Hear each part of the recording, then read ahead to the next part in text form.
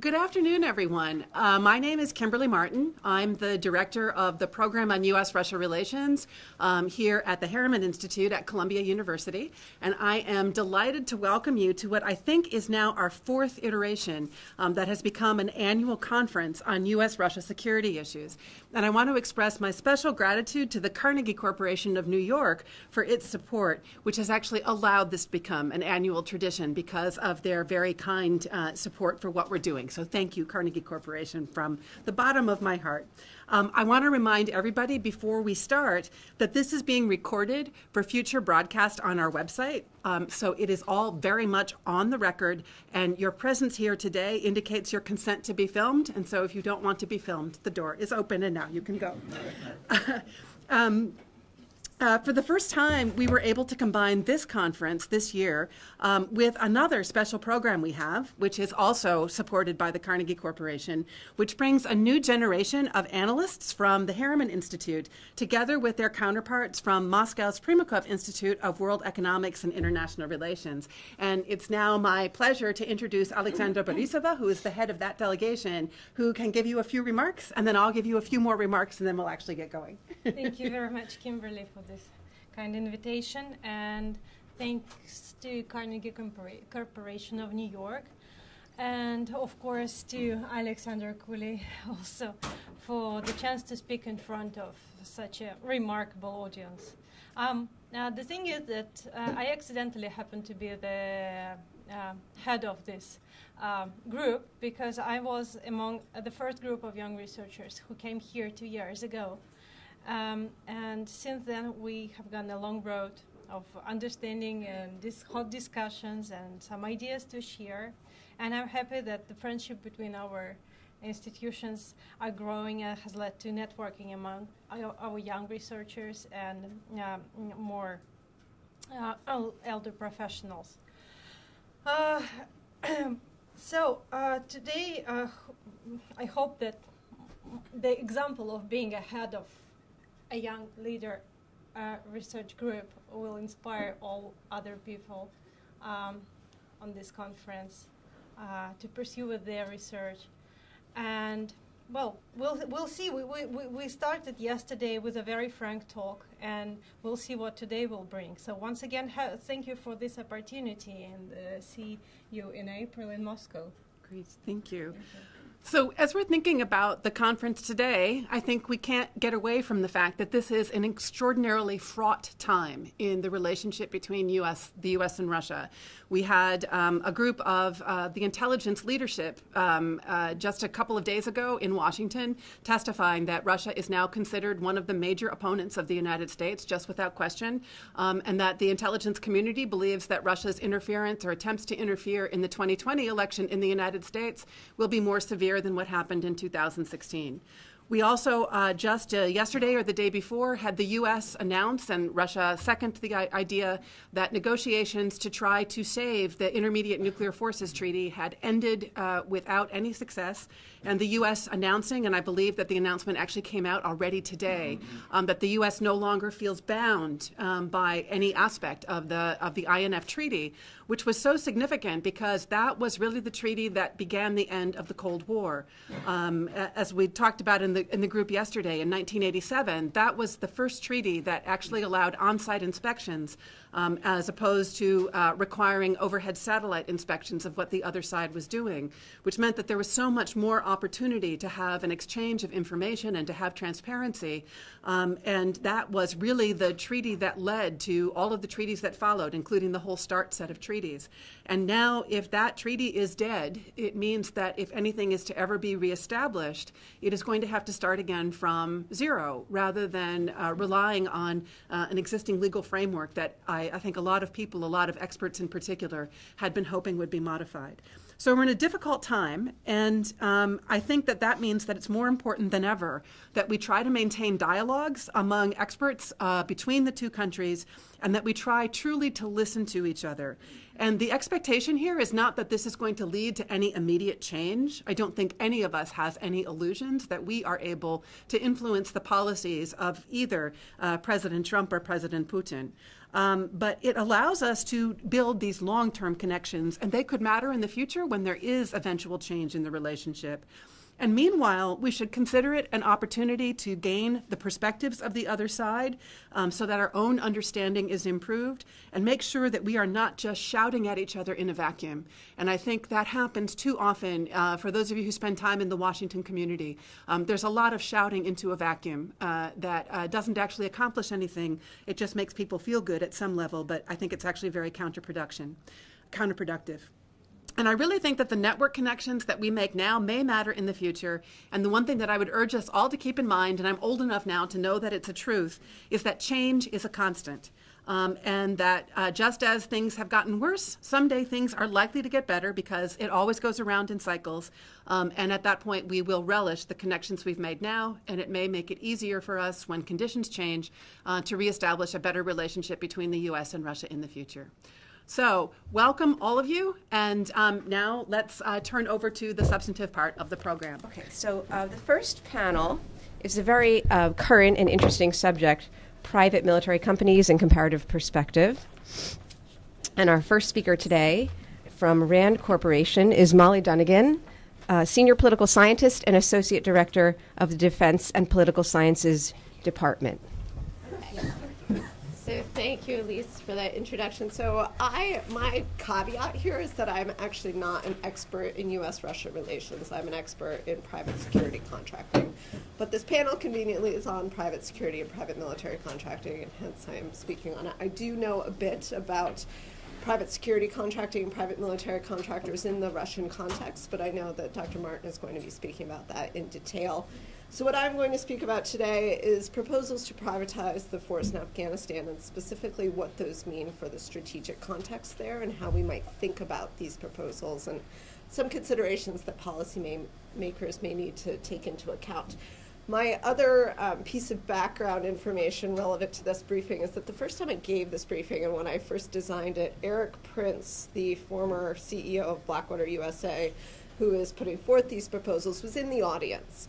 So this is particularly scoped in a very objective manner, but we can probably have a slightly more frank conversation in this venue about what I think about these things. So I think the first point to touch on is that it's pretty clear that the use of contractors is unlikely to go away at any point in the near future. Contractors have actually become, in U.S. military doctrine, one of the three core parts of the tripartite total force, which is consisting of troops, U.S. DoD civilians, Department of Defense civilians, and contractors. So they're actually institutionalized as part of our defense force. And this is for a variety of reasons. One of the biggest is that they do provide force multipliers, and they provide flexibility. You can hire contractors to do things more quickly than you can when working through the military bureaucracy at times. But nonetheless, I do think that there are some serious considerations that we need to take into account when thinking about extensively privatizing the force in Afghanistan, which are the proposals that are currently on the table. And I don't have a slide on those proposals, so I'll just say really briefly, sort of what I'm talking about here were two op-eds that were put forth by Eric Prince over the past year and a half. I think the first one came out in the summer of 2017 in the Wall Street Journal.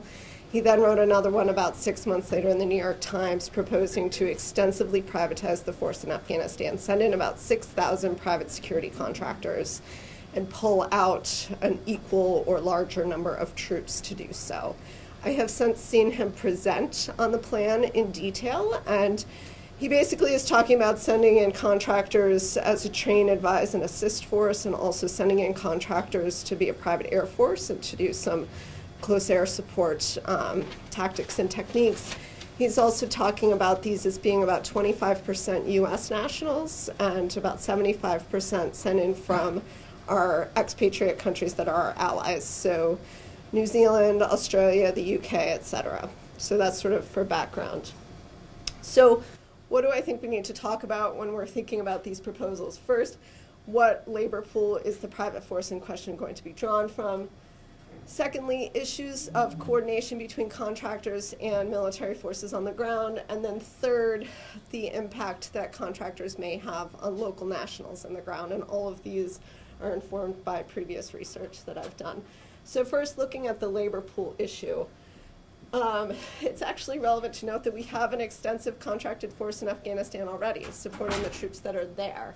And at the height of the war in Afghanistan, there were almost an equivalent number of contractors and U.S. military boots on the ground. But as of this past October, there were still 25,000 DoD hired contractors. This does not include the number of contractors hired by the Department of State, USAID, or other private entities in theater. The other thing we need to think about are how would such contractors be vetted if, Prince's plan were to come to fruition. How would they be vetted? And what would the hiring standards be? We saw in particularly the early years of the Iraq War, where we had to send large numbers of contractors in very quickly, that the vetting standards were relaxed very easily. And so you had to have prior military experience, but sometimes, if you had a dishonorable discharge, you were still allowed to get in. Citizenship matters, so I just talked about, he is proposing looking at about 25% U.S. nationals and 75% from other countries, but our allies. But if you're looking at non-U.S. citizens, vetting does become more complicated and more complex. And then one final thing, which I'm not going to talk about too much today, but we have done research looking at health issues that private contractors suffer from, and particularly post-deployment mental health issues, deployment-related mental health issues. And one study found that about 25% of contractors in theater were suffering from PTSD, and it was not being addressed. And they were still deploying because they would only get paid if they were still deployed on a contract. So that's just another thing to think about in the broader spectrum in terms of who are we going to have working on these contracts. Secondly, looking at this issue of coordination between security contractors and the military, and what I call them being co-deployed alongside each other. So this goes back to early years of the Iraq War. We were seeing reports coming out from the Government Accountability Office, the Congressional Budget Office, et cetera, noting that commanders in Iraq on the ground did not have a C2 relationship, a command and control relationship over the contractors in their theater. So the biggest thing that contractors, they are under the guise of the contract and what the contract tells them to do, but commanders in theater have very little play over what they can actually ask them to do. And the bigger problem actually that we saw was communication. It wasn't so much that contractors did not want to do what the military wanted them to do, it was just that there were not interoperable communication systems between them. So they were doing things such as, when a contracting team came into theater, the head of the team would go out and find the commander and exchange cell phone numbers with him. But it was happening on a really ad hoc basis. And sometimes we, as the U.S. military, would not know where contractors were operating, and it would lead to security risks. We would then have to go and send in a quick reaction force to pull them out. So it could actually hinder U.S. military operations on the ground and make it more difficult. One of the other outgrowths of this lack of communication were friendly fire incidents between contractors and the military.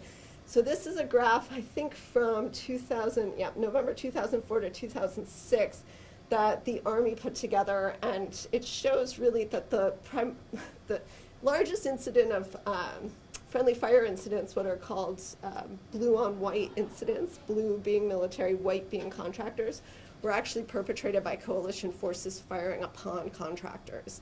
And it was because they couldn't identify them. They were usually approaching checkpoints, and they thought that they could be insurgents, and they would fire upon them because they would not slow down. We also did a survey in 2006 for a RAND study of U.S. military personnel as well as U.S. State Department personnel who had experience working with contractors. And I'll cite a couple of slides from this study throughout the next two sections. But in this graph, I'm showing that 1/5 of those troops, the U.S. military personnel that were surveyed, reported having some firsthand knowledge of contractors failing to coordinate with the military. And really what we were looking at here were those who had experience coordinating with the military, or coordinating with contractors, being on the ground with contractors. There were about 152 in our sample. And we found it really surprising that 20% of those said that they did sometimes have firsthand knowledge of this failure to coordinate. Now, you can assess how you want to look at those numbers and what your threshold is to be for that, but we were looking at it from the perspective of contractors are there, they're hired by the Department of Defense, and they're there to actually assist with the Department of Defense's mission, then this is actually a really large problem, substantially. So when we look at barriers to field coordination, one of the ways that I have tried to break them up is between structural issues and identity issues. And I pulled in one of my books on a large number of interviews with both military personnel and contractors who had interacted with each other on the ground in Iraq and Afghanistan, and what they saw were the biggest coordination problems between the two forces. The structural issues that they talked about were the things I was mentioning before, communication problems being the biggest one, a lack of a command and control relationship for the military over contractors, lack of pre-deployment training for both sides and how to interact with the other, et cetera, et cetera. The identity issues were more resentment focused. You know, a lot of it was driven by the fact that the military perceives contractors as being very money hungry and only motivated by pay, sort of bloodthirsty mercenaries. You know, they do have this reputation, whether or not it's true.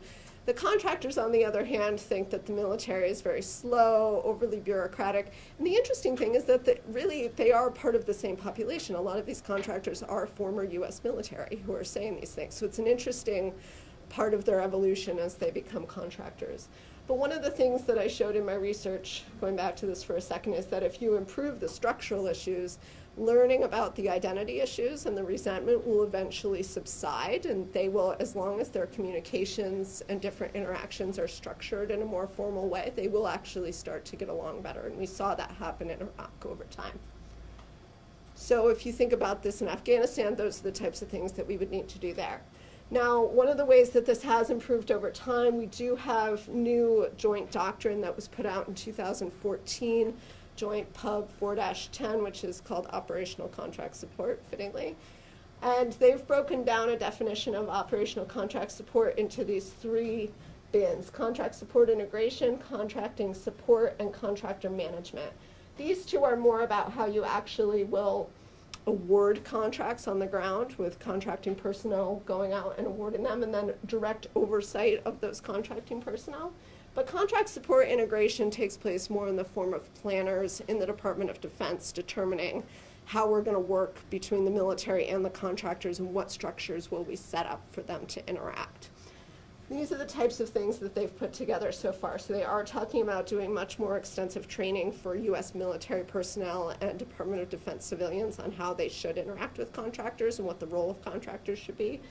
They're putting together working groups at the DoD level to help identify this, and they've put together these operational contract support integration cells in particular theaters. And so these are the types of things that you would need to see specifically with regard to Afghanistan if we were to go in and privatize the force there so extensively.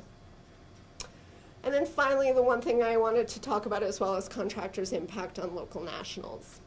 And this was a big thing, if you recall, we saw coming out of the Iraq and Afghan wars as well. So there have been various instances where contractors have shot and killed multiple Iraqi and Afghan civilians. Probably the most notable example of this was in 2007 in the Nisr Square incident in Baghdad, where I believe 17 Iraqi civilians were killed and 21 others were wounded in what appears to be an incident that was fed by the fog of war. There was a car that came into the theater driven by an insurgent with his mother in the passenger seat. They were told to stop at this traffic circle by contractors to push a convoy through. The car rolled forward. The contractors shot upon the car, and just fire broke out everywhere, and a large number of civilians died. And it actually did really sort of change the U.S. military's doctrinal approach to how it was going to fight the Iraq War, but it also has led to multiple court cases trying those contractors over time. The other thing that we've seen short of casualties along these lines are evasive driving techniques aimed at clearing the roadways they'll do things like throwing water bottles at civilians to try to get them out of the way. So if you're thinking about this in the context of we're in these theaters in a counterinsurgency trying to win the hearts and minds of civilians, this is really definitely going against that aim. And so again, going back to this study that we did, so it was published in 2010. The State Department survey that we did was in 2008, so a couple years after the military survey. And this surveyed about 800 or 900 State Department personnel who had experience on the ground in Iraq with armed contractors. We asked them during your service in Iraq, how often did you have firsthand knowledge of armed contractors mistreating civilians? And we saw that nearly 1/5 of those surveyed said they had some firsthand knowledge of this occurring, which we found to be a threshold that was fairly high. We also found that the same State Department personnel did not think that private security contractors were displaying an understanding and sensitivity to the Iraqi people and their culture. A large proportion of them said that. And then over 1/3 of those surveyed said that private security contractors did not respect local and international laws in operation in Iraqi freedom. So my conclusion here is that all of these things I do think need to be addressed by policymakers before we go in and try to privatize any future conflict to a large extent, particularly if we're not going to have the military overseeing contractors in large numbers where we have them now. And with that, Thank you. I'll take questions later.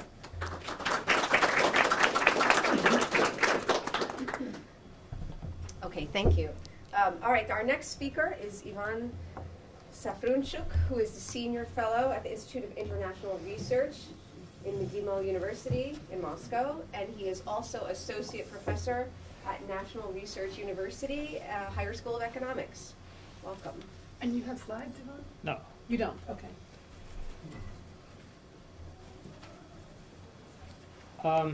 Thank you for this invitation. It's always a great pleasure for me to respond to Kimberly's invitations and Alex Kule's invitations, and it's always very big honor to address this distinguished audience you gather.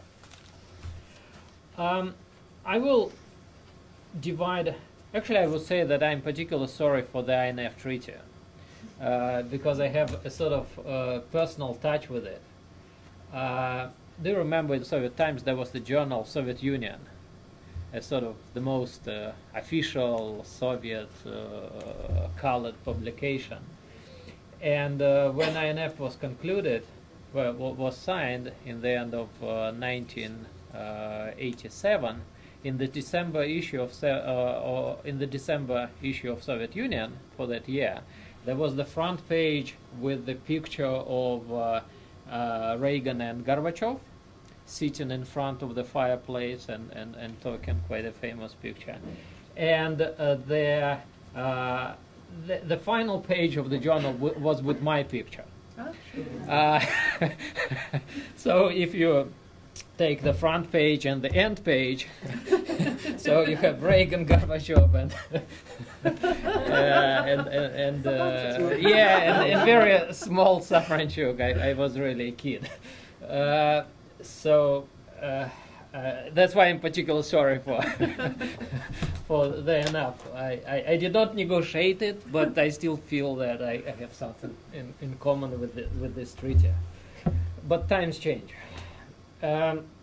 So I will divide my presentation into 3 parts.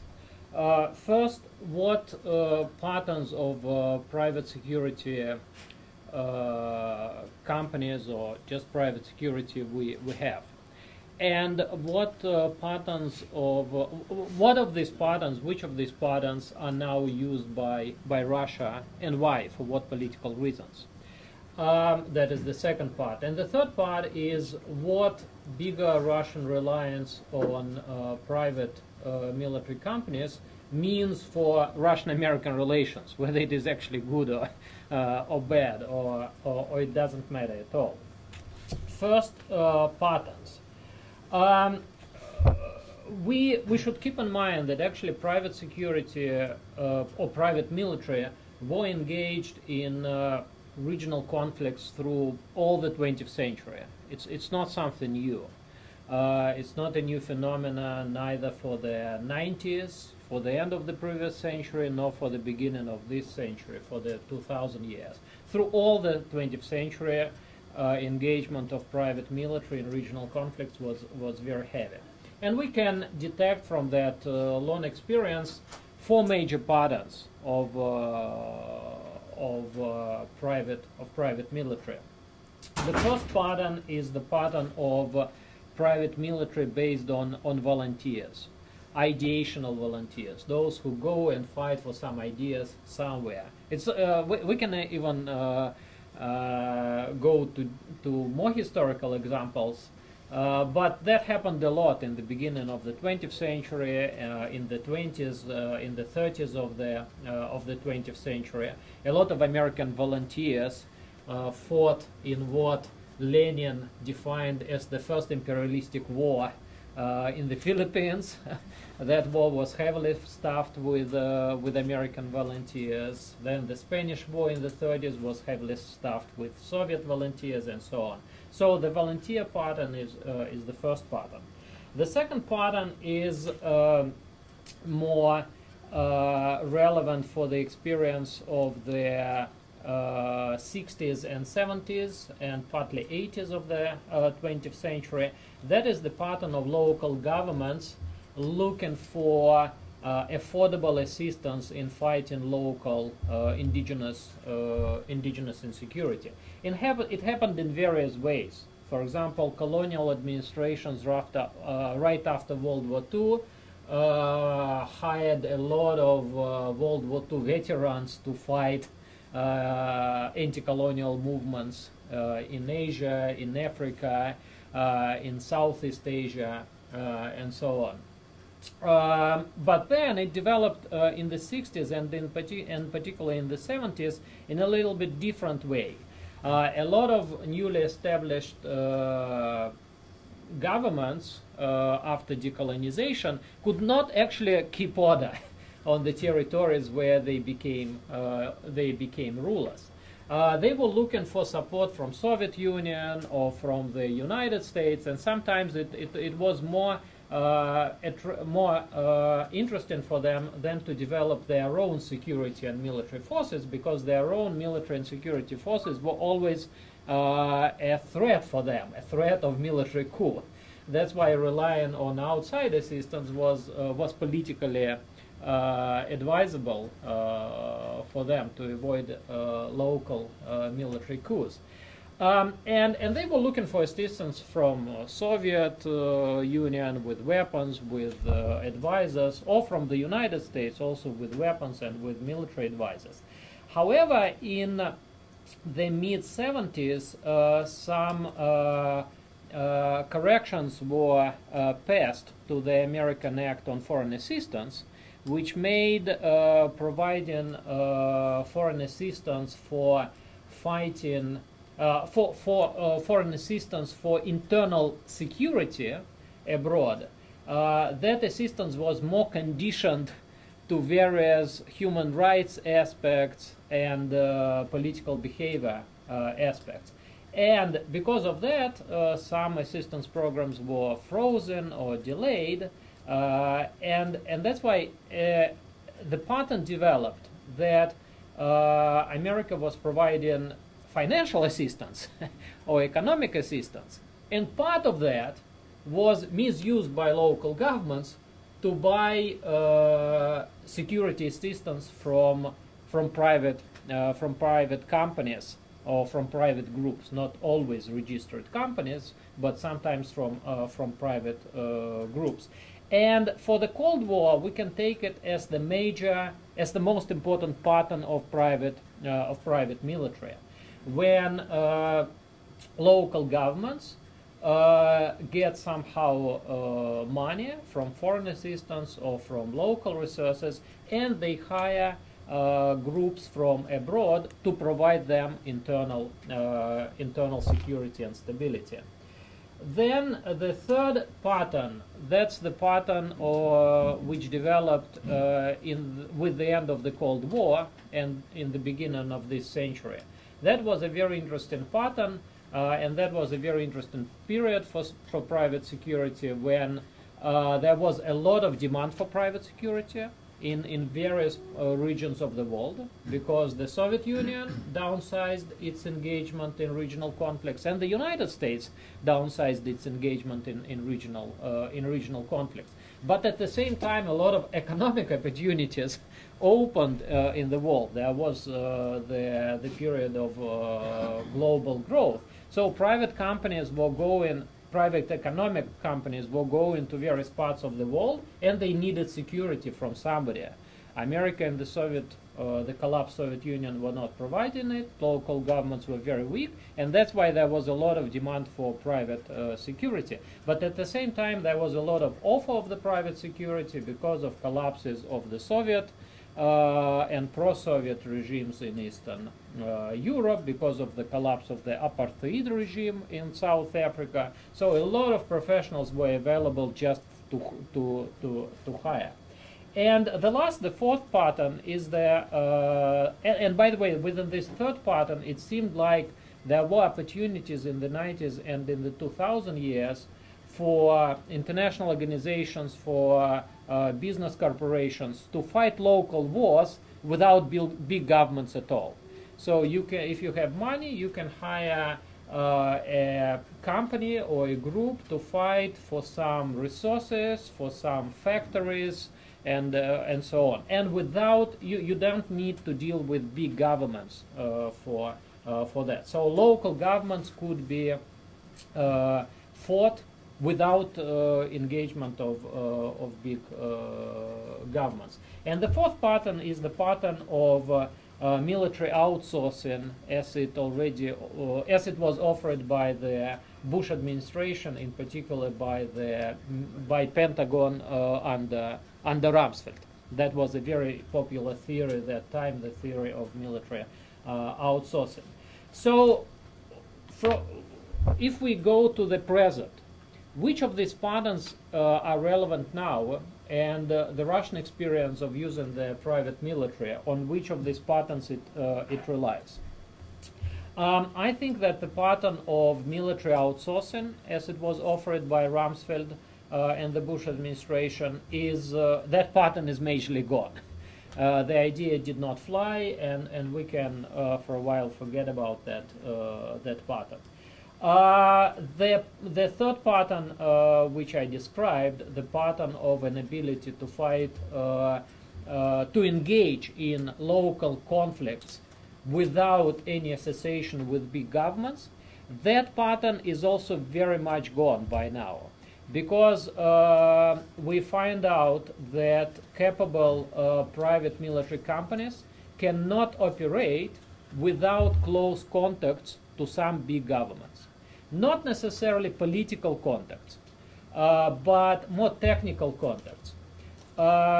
They need access to modern weaponry.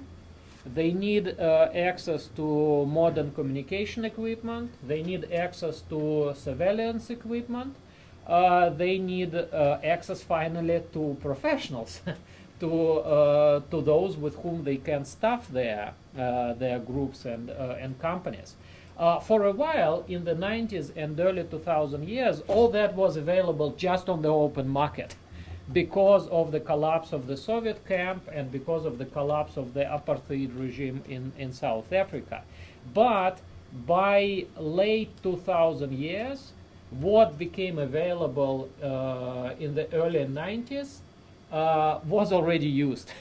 And new resources, technical resources and staff resources, could be accessible only if you are in more or less friendly relations with big governments, with governments of the big countries. That's why independent private military now is something next to impossible. You need to be partly dependent. You need to be in some relationship to big governments. And the pattern which suddenly became very much needed, and there is a lot of demand within that pattern, that is exactly the pattern of providing military assistance, indirect military assistance to friendly regimes. And here I come to what is the Russian experience with that. Actually, Russia was very much interested in all this private military experience from late last decade, and that interest was a sort of double interest. It was partly political interest, and partly it was business interest.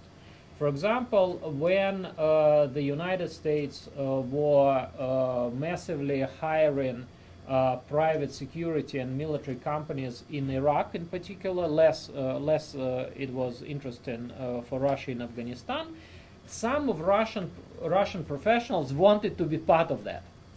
And some of Russian private military groups emerged already in the mid-2000 years and in the late 2000 years. These were small groups of professionals with numbers like from a few dozen up to 100 people, who actually were hired by the American Corps of Engineers in Iraq for various security missions. Then there were also, and at that time the United States did not complain about Russian private military groups. Sometimes they were, I think in very rare cases or never, they were directly contracted by the U.S. Corps of Engineers, but in many cases they were subcontracted. So the U.S. Corps of Engineers was contracting some American private military company, and the American private military company was subcontracting various non-U.S. Resident groups. And in a few cases, I think that groups were could be called just Russian military groups, but there were several Slavic military groups where Russians were a big component, but also there were other Polish, former Yugoslavia people, and so on in these groups. And that is the business component of interest Russians had to all that. If Americans spend a lot of money, why not to get something? To get something from that.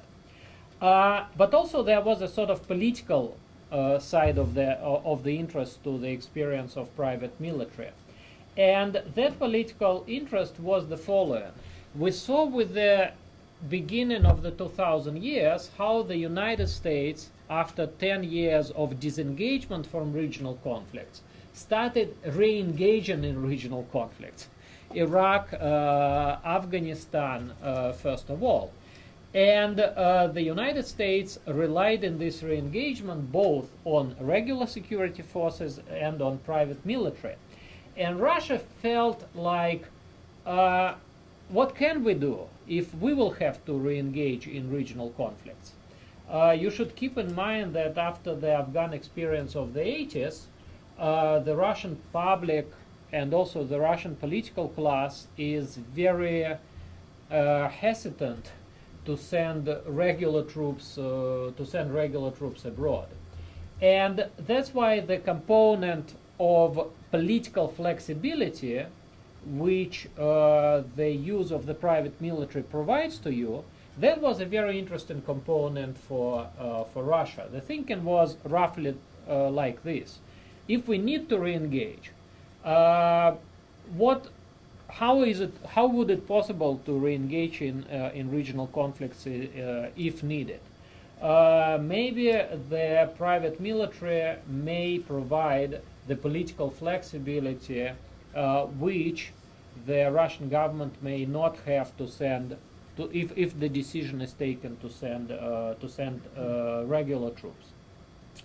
And the first that was the basis, twofold basis for the Russian experience in the private military: this political side of it and the business side of it. There was a lot of discussion in the beginning of this decade in Russia about adopting legislation on private security and private military companies. There is even a draft legislation for that, but finally it was not adopted. And when the Syrian conflict started, when Russia engaged in the Syrian conflict in August 2014, directly engaged. The interest which I discussed before, the interest or the thinking how to re-engage in regional conflicts, already provided the conventional wisdom that it should be a combination of regular and non-regular forces. Regular forces finally became air forces, first of all, and anti-aircraft air defense forces. And irregular forces, this became the ground component. However, what I would pay attention to is that how different it is from the pattern as it existed during the Cold War. When the United States were providing assistance to friendly regimes, and for that money, for that financial and economic assistance, friendly regimes could hire private military groups. In the case of Syria, we see that these private groups are not funded directly from the funds provided by the Russian government. So there is a commercial component to that. Commercial component meaning that the private military groups, they do not only provide some security services for the local government, but they also provide some security services for business interests. And that actually brings money with which you can fund provision of the security services for the local government. So this commercial component to the engagement of the private military, that is something different from the pattern of the Cold War. In Russia, there is very little discussion, like for example, on the U.S. Like it is in the U.S. on the use of the private military and security in various conflicts. But the indirect signs suggest that so far Russia is satisfied with the combination of that use of regular and irregular military forces in the Syrian conflict. And I've never seen reports about the problems you identify about coordination. Maybe it's because actually Russian regular and irregular forces are less, they are not acting together. They still have different missions. They have different fields of responsibility, and they do not need to coordinate that much. That's why probably the problems you identify are not relevant in this case. The last thing I want to address, the third part I want to address, is whether actually that engagement of private military and security is bad or good for the Russian-American relations. On the one hand, we can see negative consequences because engagement in regional conflicts increase, and these regional conflicts become fuel for our overall deterioration of relations. We disagree on many regional situations. So in broad political terms, private military allow us to be more active in regional engagement, and that is probably bad for the overall Russian-American relations because that stimulates disagreements. But if we look at it in narrow terms, in the Syrian experience, we can see that probably the engagement of private military or of private security in Syria, of Russian private security in Syria, keeps us away from more direct collisions with the U.S. troops. Last year, it was actually the end of 2017 and the beginning of 2018, when there was some very serious clashes between the U.S. regular forces in the northeastern part of Syria and Russian groups, which is defined as Wagner group. Whatever it is in reality, but that broad definition, Wagner group. So there were military clashes between them, with reportedly heavy losses on the side of the Wagner group. Something like a few hundred losses were reported. We can see how different was the Russian reaction in the case of loss of a pilot when a Russian aircraft was shot by Turkey, or the loss of the Russian pilot when the Russian aircraft was shot by the Israeli air forces. How tough the reaction was in both cases, and how little reaction or no reaction at all, political reaction, was in the case of losses in these military clashes between Wagner Group and the American military. So use of proxies, even if these are proxies staffed with your own citizens, probably becomes an additional buffer for escalating deterioration in Russian-American relations. And I would be hesitant to extrapolate that Syrian experience to other regional conflicts and say that the more we use private security and private military in other regional conflicts, the better it is for Russian-American relations. I would not go too far, but still, use of proxy allows political flexibility for the government, which uses them.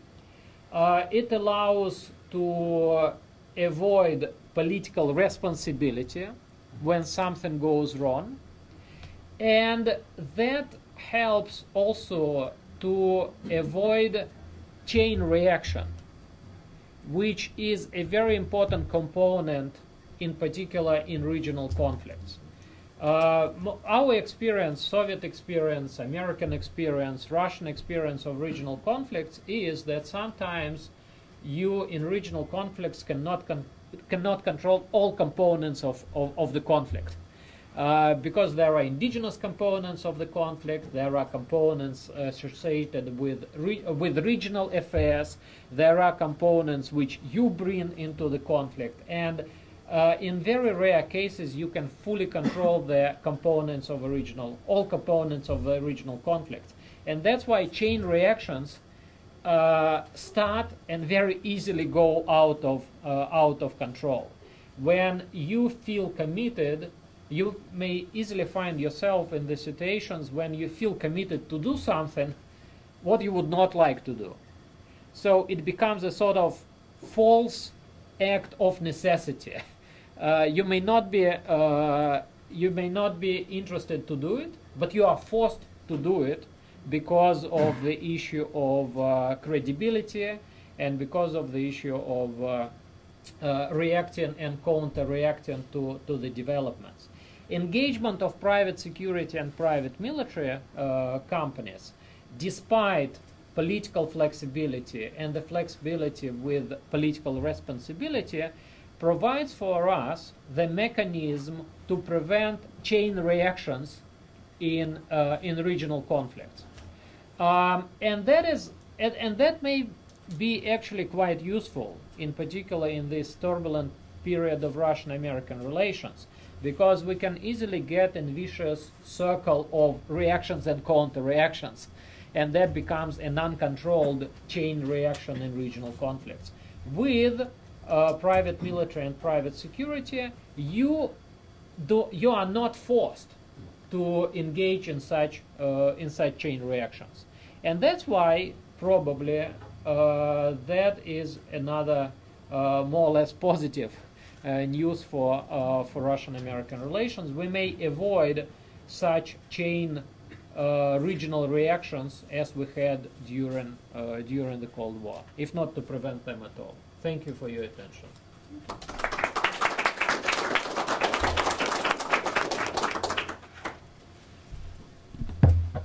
Thank you, Ivan. And the last speaker on our panel today is also the organizer of this event, Professor Kimberly Martin, who is a political scientist and chair of Barnard College's Political Science Department, and also the director of the program on U.S. Russian Relations here at Harriman Institute. Great, thank you. Thank you to Elise for agreeing to serve as the moderator for our panel, and thank you to both of the previous speakers. And I'm particularly was very interested to hear what Ivan Safranchuk had to say about a way of looking at plausible deniability in a very new way. I had never heard anybody say before that plausible deniability is a good thing for avoiding the escalation of regional conflicts, and so I'm going to take that into account in my future research. Well, as Ivan pointed out, there are many private security companies in Russia today. They actually had counterparts that were acting as volunteers in the early 1990s, going to places like the former Yugoslavia, and various other civil wars that were being fought around the post-Soviet space. And so I'll just remind everybody that typically Putin's Russia is thought of as having these very strong and highly professionalized military forces, and we see a resurgence of Russia's military might, but at the same time Russia frequently uses informally organized contract forces. These forces cooperate with state agencies, as Ivan pointed out, but they're technically illegal. And it's that puzzle that I am exploring in my current research. In fact, not only are they technically illegal, sometimes being prosecuted for what the Russian state calls mercenary behavior, but some people in the Russian state would argue that they are unconstitutional because there are just a couple of words in the Russian constitution that says that you cannot have any social group that is designed to create armed force, and the plank that it is in within the Constitution is actually about preventing, civil war and from preventing nationalist armed forces from rising up against the state. But you can interpret that one little two-word statement inside one plank of the Russian Constitution to say that private military companies are unconstitutional, and it has gotten sometimes interpreted that way. So, as Ivan pointed out, there had been this very long debate in the Russian Duma about whether or not these forces should be legalized. And there are a number of scholars who believe that even though we know that the Russian Duma doesn't have a lot of power, it's really a very centralized system where President Putin and the coterie around him makes the decisions. When you see a long debate in the Russian Duma that's actually reflecting debate within the executive forces in Russia, it's a way for the Kremlin to discuss things at a public level and to get some public input on things that they are talking about without actually having to go on the record for it. And so there had been this very long Russian Duma debate, but what happened in March 2018 is that the entire, basically, Kremlin executive came down, and it was all of the intelligence agencies, the military, the financial institutions, and so forth, all saying, no, we don't want to legalize private military companies, because if we do, that's going to provide the danger that there'll be all of these military groups running around Russia and threatening everybody. And what is puzzling about this is that there are already all these Russian military groups. They're just not legal. And so that's what I explore in my research. So why are Russian choices puzzling? Many powerful states use private military companies, as both of our previous presentations talked about. So we have the infamous example that everybody thinks of first as Blackwater in Iraq. But all of the other major powers in the world have recognized them as legal contractors, every single one. And what is really interesting to me is that even China, which you could see as a country that is somewhat similar to Russia in terms of its political system, even China was an original signatory on what was called the Montreux Accord of 2008. And Deborah Avant is a scholar who's written probably the most about this. But what happened in this 2008 accord, it's not a treaty, it's not legally binding, but states, private military companies, and various kinds of non-governmental organizations came together to establish a set of sort of best practices for how there should be oversight of private military companies in the field. And if you look at the dates, it's sort of from 2008 on that the U.S. seems to have changed a lot the way that it uses private military contractors, because we haven't seen in recent years so many of these incidents that we had early on in Iraq and Afghanistan of contractors doing horrible things with nobody taking any responsibility for it. Russia has not signed this. And so, again, China has legalized its private military companies. It's using them all over the place when it's now on its Belt and Road Initiative. It's using them for providing security for Chinese companies, but China legalized them. It doesn't mean that it's done with China's problems or it's done with the U.S.'s problems, but everybody else but Russia has legalized these companies, and Russia has not. So that's the puzzle. So what is the Wagner Group? It is a group that has cooperated in combat with Russian forces both in Ukraine and in Syria, and it has worked on contract for private interests in a variety of additional countries, including Syria, but also including in 2018 in Sudan, in the Central African Republic, and now maybe moving into Libya. And just last week we heard a report that they may have arrived in maybe in as much as 1,000 in Venezuela. So we'll have to see if that actually ends up being true, because there's lots of rumors about these people that aren't always something that you can prove. But Wagner is not legally recognized in Russia, even though it trains near the Russian Military Intelligence Agency base in Malkina, in Krasnodar, the GRU. There have been investigative reporters that have gone and talked to people, and guess what? The base for Wagner is across a rural highway from the main base for the GRU in Krasnodar. And just recently, Russian sources have reported that maybe it was, in fact, the general staff that created Wagner, or got the idea for creating Wagner back in 2010, when the founder of, not Blackwater, but that Executive Outcomes, the founder of Executive Outcomes came and spoke to the general staff and was telling them about what a wonderful idea private military companies were. And so now there is some evidence, but it's not been proven for sure. But the passport numbers are similar to GRU passport numbers. It's just there's more evidence that it may actually have been a general staff or GRU creation. We don't know that for sure. What are the explanations for Russia's choices? Well, in my work, I look at two of them. We could just argue, as Yvonne does, that Wagner serves normal state security interests. Russia is just like any other state in using these forces. It adds skill sets to regular troops. It avoids casualties for regular troops. And so when there are lots of Russians who are dying in the field, they don't get reported on Russian television, and the families don't know about it because it's not the regular Russian conscripts that are being killed. All around the world, this is why regular states everywhere use private military companies. It saves state budgetary resources. There's some debate about this, and I'd be interested in maybe in the Q&A hearing Molly's perception on this, with some people saying it saves money and other people saying it just saves time. But anyway, that's one reason why people deploy them, is that it's perceived as being cheaper than having to pay for the retirement benefits of a regular military force. And as we've talked about, it provides plausible deniability for state actions. Now, there's one problem in saying that you have to have something be illegal, though, for plausible deniability. And that is, as the work of people like Simon Chesterman has shown, intelligence agencies in the United States have employed perfectly legal corporations to engage in black op activities that have plausible deniability. And so something doesn't have to be illegal to maintain plausible deniability. So there's a second perspective that I think is very important, and that is that Wagner and maybe groups like it are serving the private interests of corrupt state actors, and by keeping it illegal, those actors can have their loyalty controlled.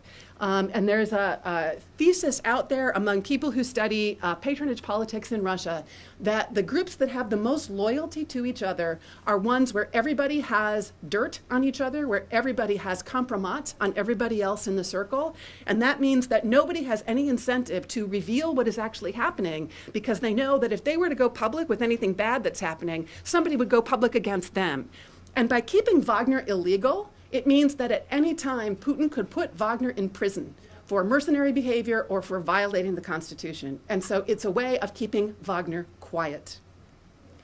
So just want to give one example of where this mattered, and this was in a group that preceded Wagner but has many of the same personnel, and that was called the Slavonic Corps.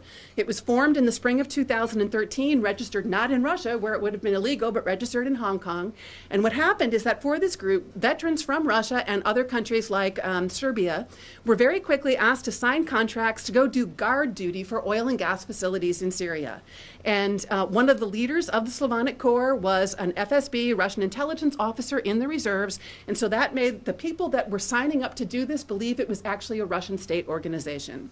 They were put on a plane through Beirut to the airport in Latakia, Syria, which is where Russia has its Harriman Air Force Base. And so, again, the people who were doing this were under the impression that they were doing it for Russian state purposes because it was the FSB and apparently the Russian Air Force who was supporting them. Well, when they got on the ground, it turns out that their job was not to guard these facilities. It was to try to recapture them in eastern Syria at a time that was then controlled by the Islamic State forces in Syria. So they had to go all the way across Syria to get to the place where they were supposed to be doing what turned out to be really strong combat action as opposed to guard duty. They were given very old and inadequate Soviet weaponry. They were not given new weapons. A number of them were injured in a firefight with the Islamic State. There was some kind of an argument on the ground with the contractors involved, and they were sent home to Moscow. So when they arrived in Moscow, they were met by the FSB. And while the men were allowed to leave, the leaders of the Slavonic Corps, who had apparently been working with this FSB person who was in the reserves, were arrested as mercenaries and put in prison for 3 years. The men were let go after their SIM cards were seized. But the message that came across in 2013 was Russian PMCs are not always protected. They may have a relationship with the state, but sometimes the state can say, you're mercenaries, you're going to prison. So then the Wagner Group emerged from this, and its leader is a man named Dmitry Utkin, who is, guess what, a GRU veteran, a military intelligence force veteran. His nom de guerre is Wagner because he chose, when he was fighting in Ukraine, to wear a Wehrmacht steel helmet, and it has a reputation of being somebody who very much believed that the Third Reich culture was a culture that should be emulated. He has participated in the polite people takeover of Crimea in 2014. It's known that he was there.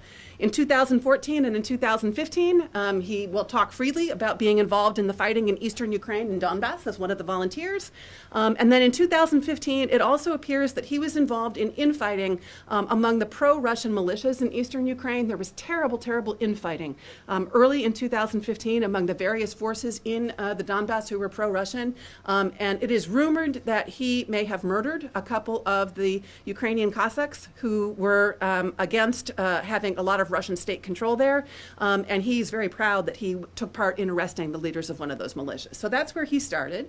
It turns out that Wagner was a key player in a couple of really key battles for Russia in recent years. One was the Battle of Debaltseve in February 2015, which really set the course of the Ukrainian war becoming a long attrition war. It had a very significant effect on dividing the Ukrainian forces from each other, but joining together the pro-Russian forces that were in the Donbass. And we know now from material that was released on YouTube that Wagner, in this case, used brand new Russian military vehicles, which is an indication that they were very closely cooperating with the Russian military. It then went to Syria, where it became a key player in both battles of Palmyra in 2016 and 2017 against the Islamic State.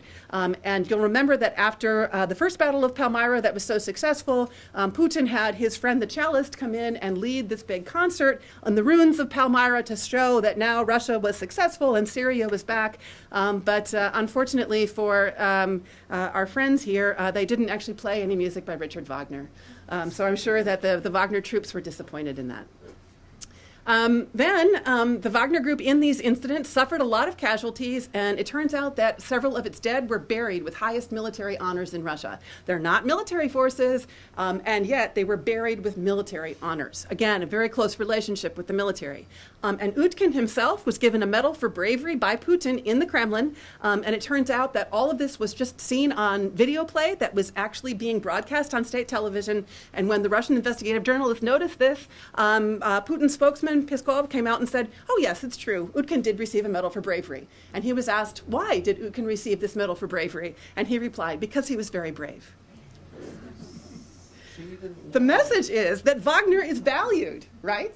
You can be prosecuted as a mercenary, but you also can be very highly valued. After Palmyra in 2016, it was revealed that Wagner's primary funder is a man named Yevgeny Prigozhin. He's known in the West sometimes as Putin's chef. Well, who exactly is he? As a young man, he spent 9 years in prison as an organized criminal in Soviet times. When Putin was responsible for contracting in the mayor's office of St. Petersburg, Prigozhin got out of prison and started a hot dog stand. And that turned into, during the time that Putin was in St. Petersburg, a very successful chain of St. Petersburg restaurants. Then when Putin went to the Kremlin, Prigozhin ended up becoming the primary caterer for the Russian public school system, and then became the primary food and cleaning contractor for the Russian military. So he had a very quick rise after having spent 9 years in prison in Soviet times as an organized criminal. In 2017, Prigozhin signed a contract with the Syrian Energy Ministry via the Russian Energy Ministry. And the Russian Energy Minister came out and said he was responsible for having this contract be signed. Again, very close relationship with the Russian state. So in 2018, the Wagner Group, no longer the Slavonic Corps, now funded by Prigozhin, goes to eastern Syria, guess what, to seize those same oil and gas fields where the Slavonic Corps had been previously. In return for a share of the profits, that contract was made public, and Prigozhin would get 25% of the profits that were made from those oil and gas fields for any that he managed to seize. This time, however, those fields were not being controlled by the Islamic State. They were being controlled by the Kurdish opposition that is, guess what, being supported by the United States. Uh-oh. So this led to disaster in February 2018, and here I diverge very strongly from what Yvonne said. I don't think that this was safe. I think this was extraordinarily dangerous. I think we came closer in this incident than we have ever come to actually having direct fire between the United States and Russia. The U.S. Special Forces that were deployed in the Conoco gas plant with the Kurdish forces saw the Wagner Group people crossing the deconfliction line that the U.S. had set up with Russia in Syria. That map there, the deconfliction line, is approximately the area between where the purple is and where the red is. It's along the Euphrates River. They used the deconfliction hotline to speak with the Russian commanders. And throughout this entire incident, the firefight itself lasted for 4 hours, but they started talking with the Russian commanders for hours before the firefight started. They started talking with the Russian commanders as soon as they saw that group crossing the border that had been set up by the deconfliction agreement. Russia kept on saying, they're not ours, even though the United States could hear that they were speaking Russian. The Wagner Group came into this area and started firing on the Kurds. And again, this was a 4-hour battle. So it wasn't just a one-off thing. It started at a light level, and then it got heavier and heavier at this Conoco gas plant in Deir el-Zor, where the U.S. Special Forces were present. When it continued, the U.S. called in airstrikes that were absolutely devastating, all while using the deconfliction hotline. So the Russian general staff, the Russian commanders in the field knew that this was happening the entire time that the battle was going on. Dozens, at least, of Wagner fighters were killed. The wounded were eventually flown home on Russian military airplanes to Russian military hospitals, but Russia refused to even send in helicopters to rescue the wounded after the fight was done. And so as a result, some of the wounded were probably in worse shape than they otherwise would have been, because they had to wait for another group of Wagner fighters to send in helicopters to take them back to the air base in western Syria, where the Russian planes would fly them home.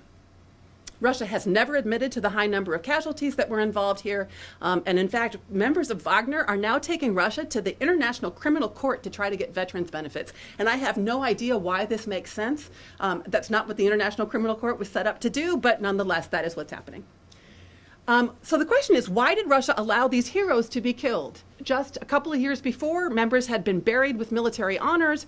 They had received military medals. Why didn't they do something to tell Wagner during this time that ended up being a 4-hour battle, stop, the U.S., we've heard on the deconfliction line, the U.S. is going to fight back. The U.S. knows you're there. You're not going to get away with this. Turn around and go back. Why did Russia allow these heroes to be killed?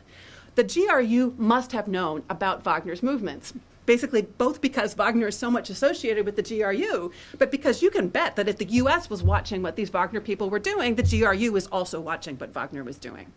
Prigozhin, we now know, was in contact with the Kremlin throughout. We could see by the cell phone records that have been released as declassified documents by the U.S. government that Prigozhin as an individual was talking to the Kremlin the whole time that this was happening. And not a single person I've talked to on the U.S. side who has direct information about what happens believes that there was any kind of communication problem here. There was no communication problem that is responsible for what happened. So, one guess is that this was a Russian test of U.S. military mettle. The Russians wanted to test the U.S. in Syria and see if the U.S. would actually fight back, or if this would scare the United States so much that they'd just withdraw from Syria, and that would make everything much easier for Russia. I think that it might actually have been a case of infighting between the Defense Ministry and Prigozhin, and that what was happening here was actually something that involved resources among various groups that are associated with Putin. Wagner, for one thing, was an interloper in the active Russian battle space, and they were doing it for private reasons that had nothing to do with what the Russian goal was here, and I think there might have been Russian military resentment of Wagner for that reason. Furthermore, we have very good evidence from investigative reporting by Russian reporters that Prigozhin has cheated the Defense Ministry repeatedly, and in 2017, we now know that there were major contract disputes that were brought to the Russian courts. Where the Defense Ministry was not paying Prigozhin for what he was supposed to be doing for his contracting. He took them to the courts and he largely won. In other words, one part of Putin's network defeated another part of Putin's network in the courts in getting money. So also something to think about is that Prigozhin is an ex-con and he's an oligarch making a profit where Russian soldiers have given their lives. And Molly Dunnigan talked a little bit about resentment between PMCs and the military in the U.S. side. I think we see even more reasons for resentment in this particular case. The message: if you don't cooperate with the Siloviki, if you go off and do your own thing and you don't cooperate with the army and the intelligence forces in the first case, the army in this second case, you'll lose your protection. If you cooperate with us, we'll give you military honors. You don't cooperate, you're gone. So keeping Wagner illegal may be a way of keeping it controlled. After this disaster, you would have thought Wagner would have gone away. No. It was sent to guard officials and train security forces in the Central African Republic with a few regular Russian soldiers. And so now they seem to be cooperating with each other again, and a lot of Russian weapons. So whatever problem was there in 2017 isn't there anymore. Russia actually got a special dispensation from the UN Security Council sanctions against the Central African Republic to allow Wagner to go in and do this. And France is now really mad that it believes it was tricked into voting for this. Meanwhile, Prigozhin is believed to have deals with the Central African Republic to guard its diamond and gold mines. And so, as Yvonne pointed out, there are commercial interests that are happening simultaneously with Russian state interests in return for a cut of the profits. Looks an awful lot like the oil contract. And with neighboring Sudan to guard its gold mines in return for a cut of the profits. And let me emphasize that in all of these cases, the reporting is coming from Russian investigative reporters who are backing this all up with interview information and with documentary evidence. And so this isn't something that's like an American conspiracy to make Putin look bad. Why should the U.S. care? It's because Russian PMCs are being deployed more often in more places, including near U.S. forces, including in Libya. Just recently, Prigozhin was photographed in a meeting with the Russian side in negotiations with a Libyan warlord who are trying to figure out what Russia's role in the Libyan conflict might be. He's circled there. You see a bunch of guys in military uniforms on the Russian side, and then you see Prigozhin, the one civilian who's there. And U.S. military forces already had this one very dangerous run-in with Wagner. The U.S. had no idea what was going on. I mean, this was really, really scary in terms of what it might end up meaning. When Wagner apparently did not have Russian military backing. And so the key question is, to whom should the U.S. attribution? Whom should the U.S. attribute Russian actions to abroad, and how should the U.S. respond? And I don't think we have good answers to this question, but I think that is the biggest problem going forward, and I don't see it as a way of avoiding regional aggression or regional spiraling up of problems. I see it as an incredibly dangerous situation, and the one thing that saved us in Syria was the deconfliction hotline. There's no deconfliction hotline in Libya. There's no deconfliction hotline in Venezuela. And so I think we just better keep our fingers crossed that they figure it out. And I'll end there.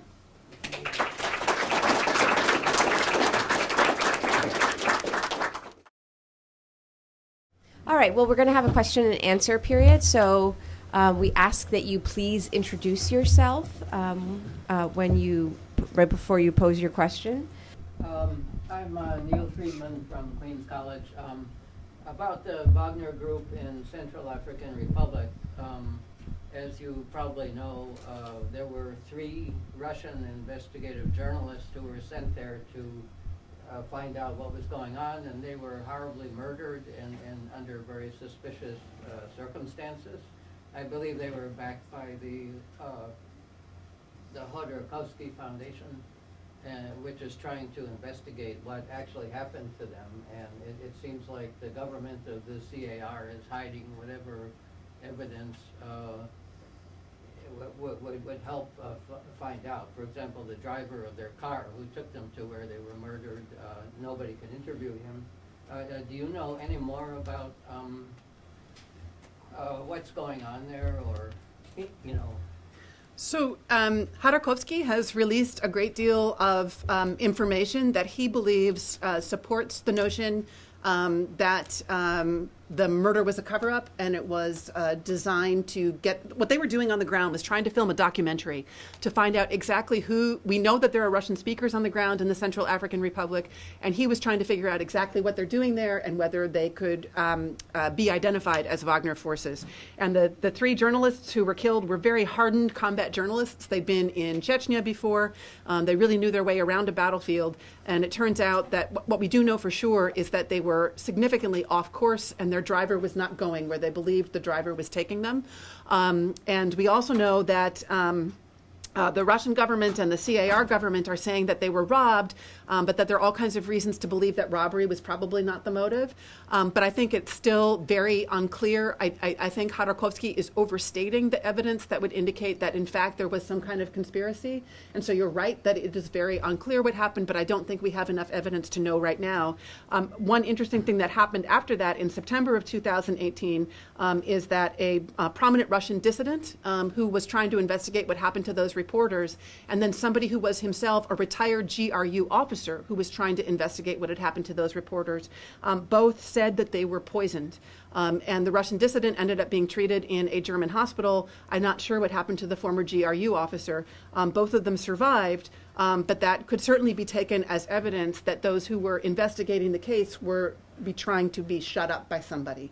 But I think it's still speculation. There's no definitive documentary evidence or definitive interview evidence that would demonstrate what actually happened at this point.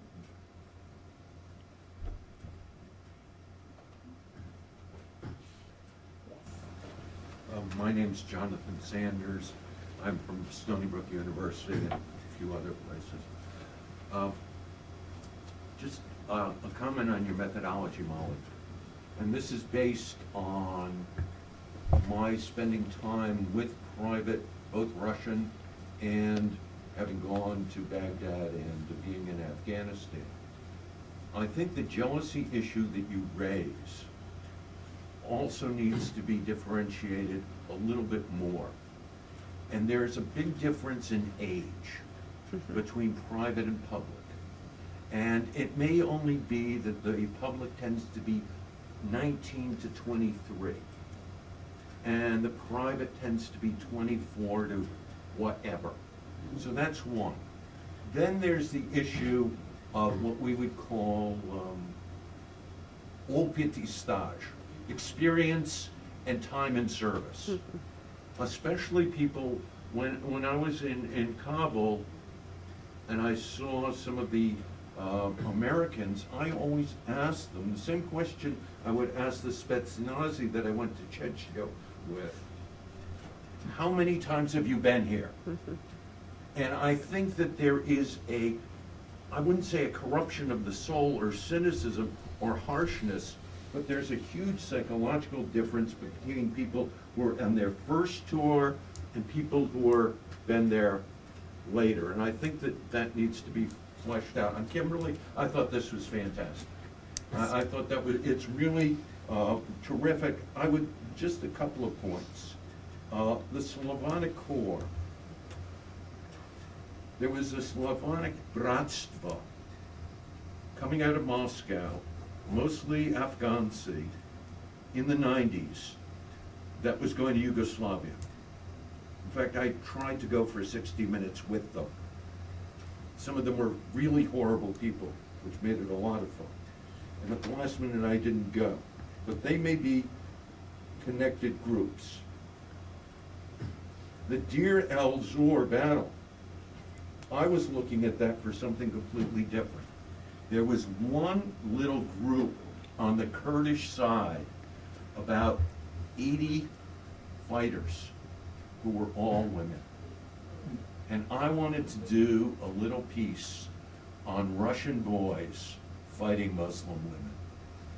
I've been told, there is a little video of this, but I've been told that one of the things they took off the battlefield is video from the cameras that were on, that the Wagner group had. That is evidence of what they were doing. They always videotape what they're doing. There are guys who have video cameras on their rifles. And finally, and it comes back to the Harriman Institute, I would say that while we all mourn the treaty that was declared dead today, that the roots of that were not the roots of the end of the Cold War.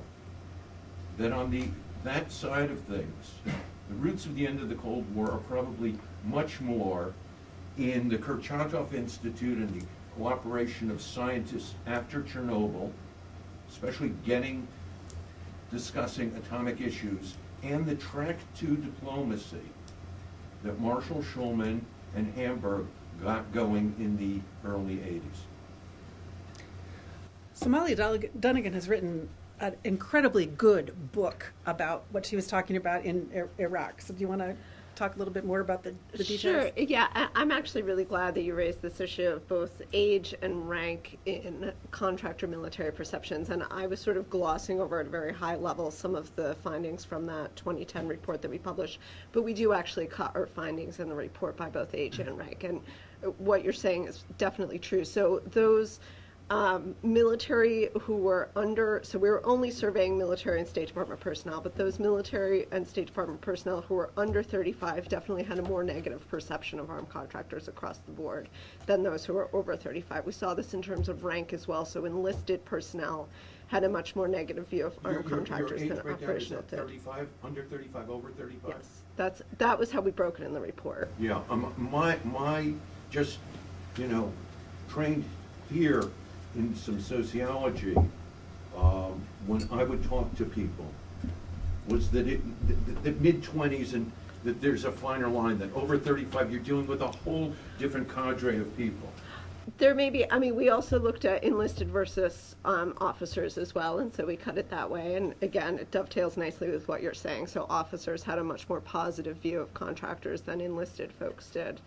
The other thing that we looked at, if you noted on the graphs there, I did not describe this in much detail, but we codified whether folks had experience with armed contractors or no experience, and that was based on a question about the extent to which they had interacted with armed contractors, and there were 4 possible answers. I think it was never, occasionally, sometimes or often, and always were the qualifiers there. So if they said sometimes or often or always, we coded them as having experience with armed contractors. And those were the findings that I was speaking about in particular. We thought those would be more reliable than those who had just read about armed contractors in media reports, even though they were on the ground at the same time. So I'm glad that you raised that question, because it is really important to cut the data really carefully in those ways. And I'll just answer the first question that you raised about the potential ties to people in the early 1990s. We have a new set of, not all that new, but it's new to me, a new set of resources to use to look at that actual question. That's what I'm doing right now, which is that many of the people who were fighting as volunteers, including Cossacks, going to the former Yugoslavia and to Transnistria in particular in the early 1990s, have published memoirs about their time there. And so I'm now going through those. As of yet, I'm not seeing, those people are still active. They have blogs today, and so they haven't gone away. But I have not yet found a connection to Wagner in particular. And if you think about it, somebody who was involved in fighting in the early 1990s would be pretty old today. And so I'm likely to be going out into the field. Okay, thank you. Other questions? I can tell you that the Cossacks... Sir, we're going to have to move along. We're going to have to move along to the next... Yeah, we can talk later. Some private discussion because we have other... Yes, Mikhail. Yeah, I just have a technical one. So if there's an SOF agreement somewhere, like in Iraq or Afghanistan, how does that square with private contractors? So are they also subject to SOF, and what do you do with those guys under SOF? A status of forces Yeah. agreement, yes. They are often specified in the status of forces agreement, and it depends, I mean, on the particular country. So, for instance, Afghanistan SOFA looks different from Iraq SOFA in terms of private security contractors, particularly. They do often, in the SOFAs, make a distinction between contractors who are performing security services versus logistical support contractors or base operations support contractors, for instance. But it really depends on the country in question. Afghanistan was much stricter. The government was much more hesitant to have private security forces on the ground there, and so they would try to more carefully regulate the numbers there. The extent to which they were successful is somewhat questionable. But it depends on the country. Does that answer your question? Because I remember the case in Pakistan when a private contractor shot some people, and he turned out to actually have been, you know, an officer in the government service, and there was a problem because apparently under the agreement he wasn't allowed to kind of use overwhelming force against what he considered to be threats. So does that create a certain tension? It does. I mean, if we're talking specifically about U.S. hired contractors, none of them technically are supposed to be able to use offensive force. And that does not depend on the SOFA. That is really just across the board in any country. It's in U.S. law that we are not allowed to use contractors to do anything offensively. You can understand, obviously, it's a very blurry line when you're in a counterinsurgency or any sort of heat of war movement. Alex. Great panel, by the way. All the presentation was spectacular. So, Molly, just a question for you on where the Prince plan stands now. My understanding is they prepared a very shiny YouTube or a video, and they played it in the White House, and they got the attention. But is this move to dismiss Mattis? Does that mean the plan is once again plausible and non-political? Where do you see the political viability?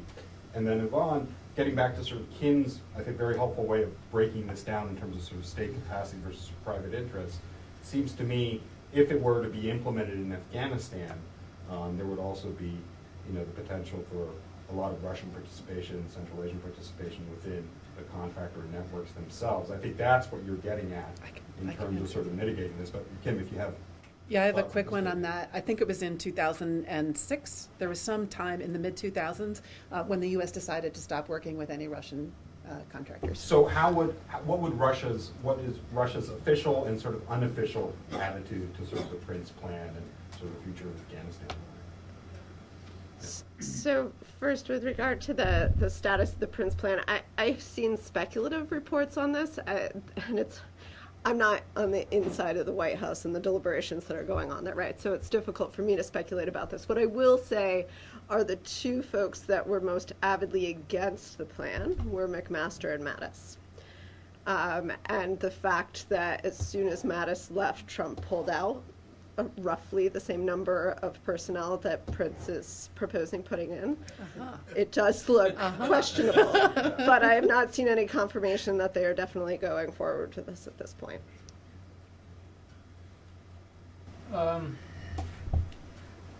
I enjoyed a lot Kimberly's presentation, but I think that we need to find the right focus between being very detailed and taking the private military and security issue as an element of Russian internal issues, where you tend to go, because you have a sort of contradiction between connections of this Wagner group to the Russian government, and on the other hand, the Russian government sometimes being not friendly at all to the Wagner group. And you explain this contradiction by the hypothesis that this contradiction represents the clash of corrupted interests inside Russia itself, and that somehow manifestates outside of Russia in regional conflicts. I think that is possible, but for me, in the context of Russian-American relations, is more important how this component of private security and military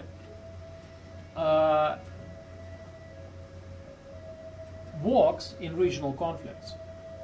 Most of Russian relations now is disagreement on various regional issues. And Russia, for a while, if we put it into the broader context, Russia for a while was looking for the United States bringing peace and stability in the Middle East, in Afghanistan, and possibly also in other parts of the world. This did not happen. Russia needs to go to some parts of the world and look for ways how Russian interests, security and commercial interests, can be secured there, and how to do that without direct involvement of the regular military, not to wage big regional conflicts. In this context, use of private security and private military is not something negative. It may be negative in many other aspects, but in this particular context, I don't see it as being necessarily negative. You say that in February 2018 we were at the age of something awful. We were at the age of what something awful? What you think could develop from that clash? I think it's pretty awful that, for reasons that remain obscure, U.S. forces probably killed 200 Russians. I think that nobody expected that was going to happen. Does this translate in any way to an issue in Russian-American relations? No. You tell me. Would you like it to be translated in the issue in Russian-American relations? Instead of turning that to me, I can see that there are some people in the audience who look like they might be people who are veterans. I'm making a stereotypical judgment, but there are people here who look like they might have had military experience. And I'm sorry, I would also come to the issue of legality. That is a tricky issue. You are right, because it looks like, yeah, these groups are from inside Russia. They are illegal, but it doesn't mean automatically that they are legal. For example, in Syria. You can put it, and we should not jungle with these terms, because we put it in these terms. A legal Russian group, which is legal in Syria, fought legal American troops, which are illegal in Syria, because the American military presence in Syria, from the perspective of the international law, from the perspective of the Syrian government and law, is illegal. So you can say that two illegals actually fought each other. So, can I ask, are there any people who have had military experience who are in the audience, who have any comments about the idea of whether the clash between U.S. and the Wagner troops in February 2018 was a good thing? I didn't say it was a good thing. I say that lack of negative consequences was the least a good of two thing. evils. I see two comments, Bear and the gentleman sitting. Yeah. Hello, Mike Tagliarella, undergraduate student. I think a useful way to understand this would possibly be to consider what Could you rise up and speak up? Otherwise, what would have happened if it had gone the other way, and let's say 200 American soldiers had been killed. While that might be deniable in the Russian perspective, if they're from Wagner, from the U.S. perspective, it would have been different. it's probably the question. Okay, to the and Bear, American, yeah. and Bear. I think it's the communication issue, is everything that I've heard. It's the main issue that there wasn't clear communication about where people were and how that translates into people moving into different areas and not having that communication set, which I understand has been very deeply conflicted. in all other aspects in that part of the region, because everyone kind of understands the severity that could possibly arise if they do come to contact. So that's my... Yeah, I have to agree with that. I had a conversation with a U.S. Military intelligence soldier who is a student here, and he described this incident this past fall in even greater detail, and it was exactly about this moment of the U.S. High-level commanders on the line waiting and silence, and he broke it down, silence again. So it's kind of like not knowing what's happening, and then what does that mean for future deconflictation, communication? Deconfliction. A word? Well, not a word. What does that mean for the future reliance on these channels, and he just made it sound like the U.S. military was very taken aback, confused, didn't know what to do, and felt pity for, bringing to bear that much force on some, basically it sounded like victims of the choice by Russian military commanders to just let them become victims. So that's just from somebody who's in the U.S. Army right now and told me a story about that. Other questions? That was the question, how the United States would react if 200 U.S. contractors were killed. What would you say? Oh, if 200 U.S. military contractors were killed by Russian forces? Your question was about... I think that we would be closer to war than we've ever been before. Oh, really? Yeah. Should we learn the lesson? Should yes. we follow the experience? Yes, Russia should learn the lesson of legalizing its PMCs like every other country in the world has, or at least the other major countries in the world have, and take responsibility for them, sign the Montreal document, live up to its responsibilities. You want to bring us as close to the conflict as possible.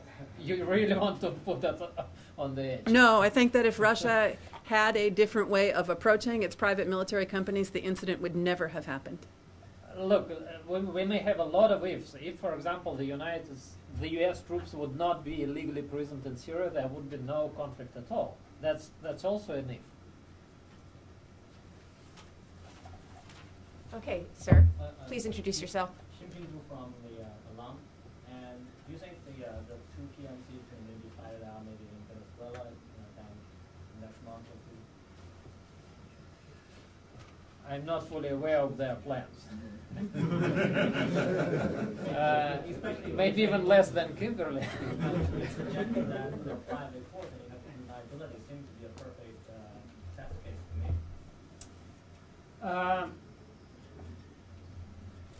We have escalation of regional conflicts, and we have Russia and the United States who cannot leave a lot of regional situations alone. We keep close eye on each other. Maybe some people may say that it's better to send regular military troops everywhere and to to come back to the realities of the Cold War and to face each other in various parts of the world. But I think that is unlikely to happen. I think we are more likely to head up to the situation when we will have proxy, not secret wars, because everyone will know about this wars, but proxy wars with that component of denial of engagement, and those who will be involved in those conflicts will follow the combination of commercial and political interests. That, I think, is bad for regional conflict situations, because they will be very volatile and risky, and local governments will have a lot of problems of such. So, if to compare to Cold War realities, I think that this is going to be more like games of secret services, but without direct involvement of secret services themselves, but with the involvement of proxies of secret services and proxies of the military. For regions, I think that is quite bad and disastrous, because conflicts will be not very well structured. There will be a lot of uncontrolled components of conflicts. But I think that this will keep Russia and the United States away from a direct conflict, which I okay, let us I'd like to say something about Venezuela return too. back to the realities of early 90s. We expected peace and prosperity everywhere in the world.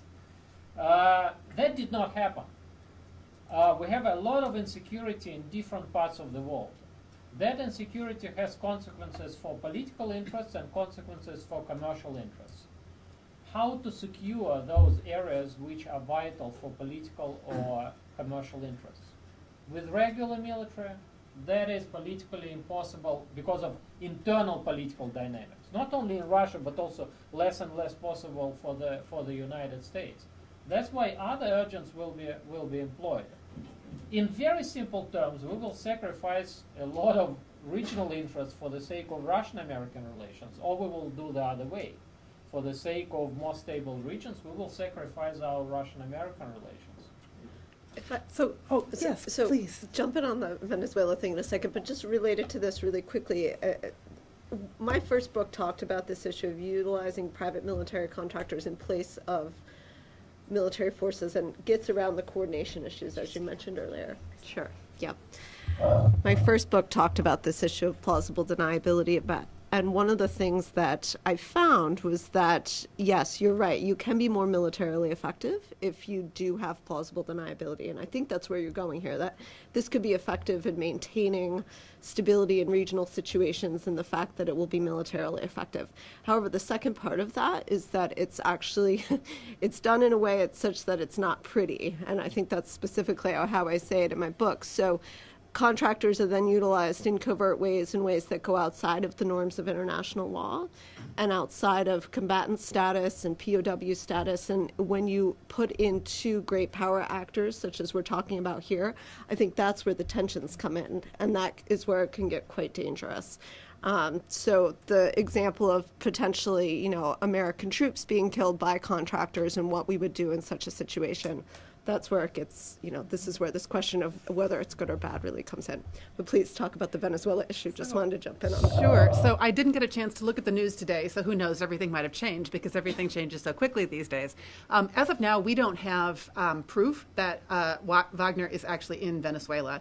What we know is that there was an airplane that is reported to have arrived on the ground in Venezuela that was reported to have had several hundred people on it who were reported to have been Wagner troops. So even if those Wagner troops are not actually in Venezuela, I would argue that it is in Russian interest to have the U.S. believe they are there, right? Because it would act as a deterrent for the U.S. actually taking any military action to try to support the Guaido regime against the Maduro regime. We do have evidence that appears to indicate that some large number of U.S. troops, I don't think it's U.S. contractors, I think it's U.S. troops, may have arrived in neighboring Colombia. I don't know if that has been verified or if that is just rumor, but it appears that that is what happened. And so there is no deconfliction line in Venezuela. And so if we have a U.S. government that is bound and determined to support Guaido using military means, and we have any kind of Russian military presence in Venezuela, especially a Russian military presence in Venezuela that is denied by Moscow, I think we are setting ourselves up for a potentially very dangerous set of circumstances. And the one thing we do know about Venezuela is that Russia is also interested in the oil that is there and is interested in the gold that is there, which are both things that we know Prigozhin has been involved with in other places in the world. But as of yet, I have found no evidence, and I tried to do a really thorough search, that Prigozhin has anything to do with Venezuela. So the other possibility is that the people who have arrived from Russia are not Wagner at all. Okay. Any final comments from the panel? Yeah, it's hard to summarize it, so probably the final comment. Do you have? Okay, well, I'd like to thank our panelists, Yvonne, Molly, Kim, for a very, very interesting set of presentations and an excellent discussion, which we encourage you to continue informally over coffee. And we'll resume again at 3 o'clock.